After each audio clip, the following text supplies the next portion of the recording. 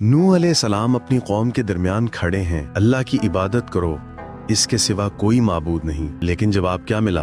कौम के सरदारों ने तकब्बुर से कहा, हम तो तुम्हें एक आम इंसान ही देख रहे हैं। कुछ लोगों ने अपने कानों में उंगलियां ठोंस लीं, कुछ ने अपने कपड़े लपेट लिए कि पैगाम न सुनना पड़े। और यूं साल गुजरते गए, फिर दहाइयां, फिर सदियां। नूह अलैहिस्सलाम 950 साल तक कहते रहे कि अल्लाह से डरो, उसकी इताअत करो, उसकी तरफ पलटो। वक्त के साथ कौम सिर्फ इनकारी नहीं रही बल्कि जुल्म व फसाद में बढ़ती गई। उन्होंने नूह अलैहिस्सलाम का मजाक उड़ाया, आप पर इल्जाम लगाए, आपको झुटलाया। आखिर वो लम्हा भी आ गया, वही लम्हा जो कुरान में एक फैसला कुन ऐलान के तौर पर दर्ज है। तुम्हारी कौम से अब कोई ईमान नहीं लाएगा मगर वो जो पहले ईमान ला चुके हैं। इस मरहले पर अल्लाह ने हुक्म दिया, हमारी निगरानी में और हमारी वही के मुताबिक एक कश्ती बनाओ। नूह अलैहिस्सलाम लकड़ियां जमा करते हैं, कश्ती के तख्ते जोड़ते हैं और हर लम्हा ये अमल अल्लाह की वही और उसकी निगरानी में होता है। कौम के सरदार जब गुजरते वो मजाक उड़ाते, खुशकी पर कश्ती, ये अकल कैसी है? लेकिन नूह अलैहिस्सलाम ने वही फरमाया जो एक सच्चे रसूल ही कह सकता है, तुम मजाक उड़ा रहे हो, वो वक्त आएगा जब हम तुम पर हंसेंगे, जब तुम अजाब को देखोगे। कुरान एक हैरत अंगेज निशानी बताता है, जब तनूर में से पानी उबल पड़ा, ये अल्लाह की तरफ से अजाब के आगाज की अलामत थी।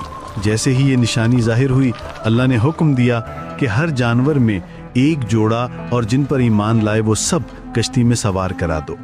ईमान लाने वाले कम थे, बहुत कम, लेकिन वही अल्लाह की नज़र में कामयाब थे। पानी जमीन से भी फूटा, आसमान भी खुल गया। कुरान कहता है कि आसमान ने मूसलाधार पानी बरसाया, जमीन ने अपने चश्मे फाड़ दिए। पानी ऊपर से भी नीचे से भी, जमीन एक उबलता हुआ दायरा बन गई। और यूं वो कौम जिसने 1000 साल हक ठुकराया अब अल्लाह के फैसले के सामने खड़ी थी। कुरान के अल्फाज हैं, वो तूफानी मौजों में ऐसे चल रही थी जैसे पहाड़ हो।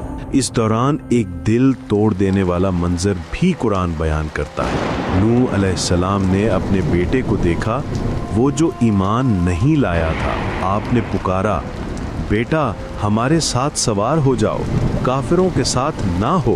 बेटे ने बोला, मैं पहाड़ की पनाह ले लूंगा, वो मुझे बचा लेगा। नूह अलैहिस्सलाम ने जवाब दिया, आज अल्लाह के हुक्म से कोई नहीं बचा सकता मगर जिस पर वो रहम करे।